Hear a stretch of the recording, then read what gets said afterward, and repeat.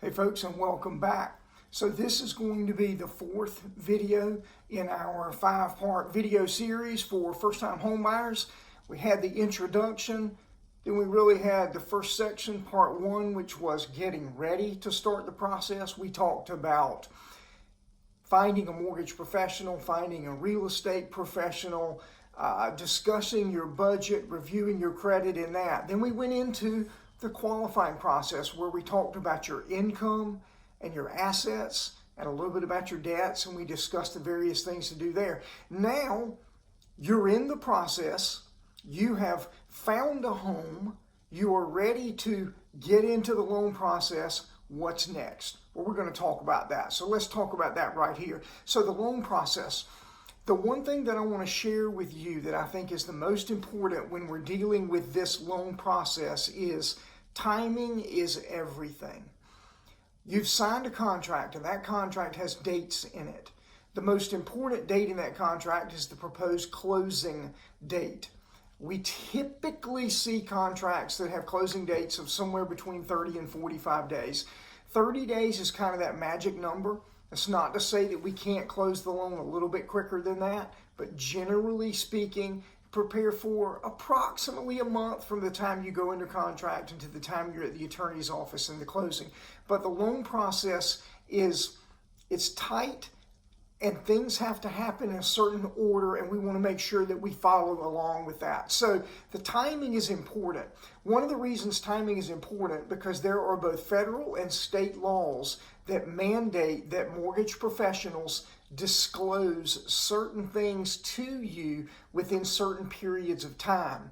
Therefore, we've got to get information from you as quickly as possible so that we can then give that information back to you that federal and state laws require that we give out to you. So when you're under contract, if you haven't already, make sure that you are very attentive and receptive to your mortgage professional and the things they ask for, the pay stubs, the W-2s, the bank statements, any ancillary things that they might ask for. We want those back as quickly as possible.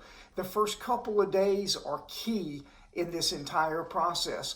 It's a roughly 30-day process, and if we spend 6 or 7 days in the portion of the process that should have taken 1 or 2 days, now we're behind, and we don't like that. One of my favorite things to do in a mortgage transaction and a closing is hurry up and wait.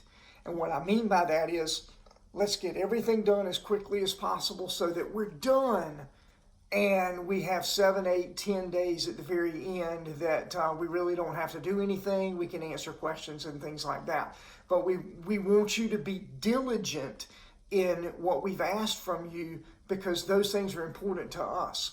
We can't order your appraisal until certain things have already been done. So we've got to do those things first.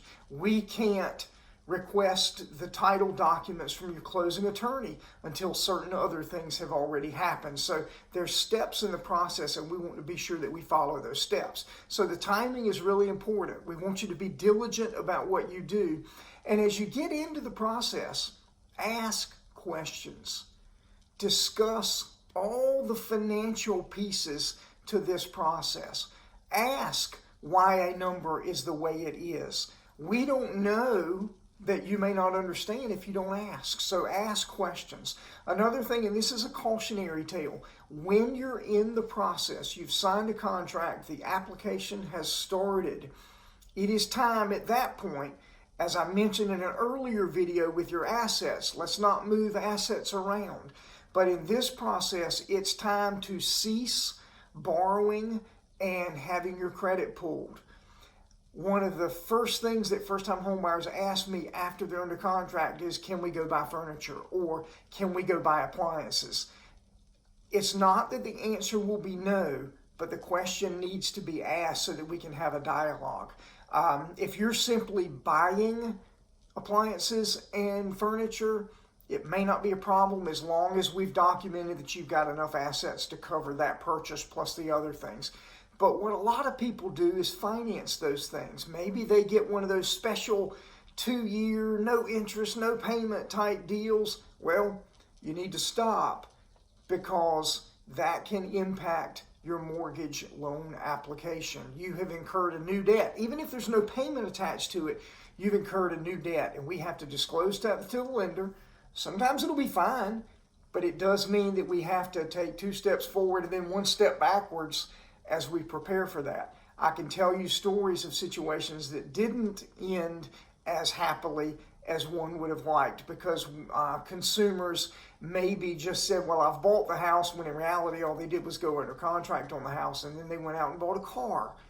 We were able to resolve it, but there was a lot of tension and a lot of stress and a lot of anxiety that could have been avoided by just waiting. So talk to your mortgage professional about things that you're thinking about. Ask questions, but most importantly, you probably don't want to be obtaining new debts during the process. So timing is really important. It may take 30 days. It may take 35 days. We can do them quicker than that. Just be diligent in gathering and giving that information to your mortgage professional. Make sure and discuss things. I like to have a conversation with my consumers, my borrowers, because sometimes we get fixated on the down payment as the only amount of money that will be required in a transaction. And the down payment is a piece of it, but loan-related closing costs are a piece of it. Then there's some other things that the average consumer may not think about. What we call prepaid items. You are going to be obligated to pay the taxes on this property that you're purchasing. You are going to be obligated to pay the homeowner's insurance premiums on the property that you're purchasing.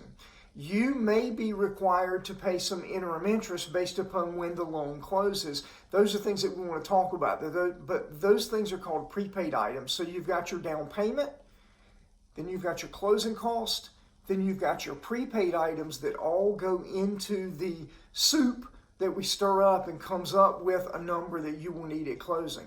In addition to that, you may choose voluntarily to have some inspections done, home inspection, pest inspection, survey, maybe a radon test.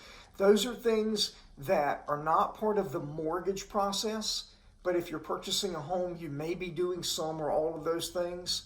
And we don't want to forget about those as the total cost to you, the consumer. Again, it isn't part of the mortgage, but that doesn't mean that it isn't going to come out of your checkbook. So we want to think about that as well. These are some good steps to remember in this particular segment, the third segment of this series. We did the getting ready. We did the qualifying process. This is the loan process. The last one that we've got to talk about will be the closing and what I said in the intro, the happily ever after. We will come to that next. If you haven't already, please like this video. Please hit that subscribe button down there. That's how we grow the channel. I hope you've enjoyed this video. I hope you come back for the next video in this 4 or 5 part series on first-time home buyers and hoping to educate you about the process. Come on back and let's watch that next video right here on The Mortgage Farmer.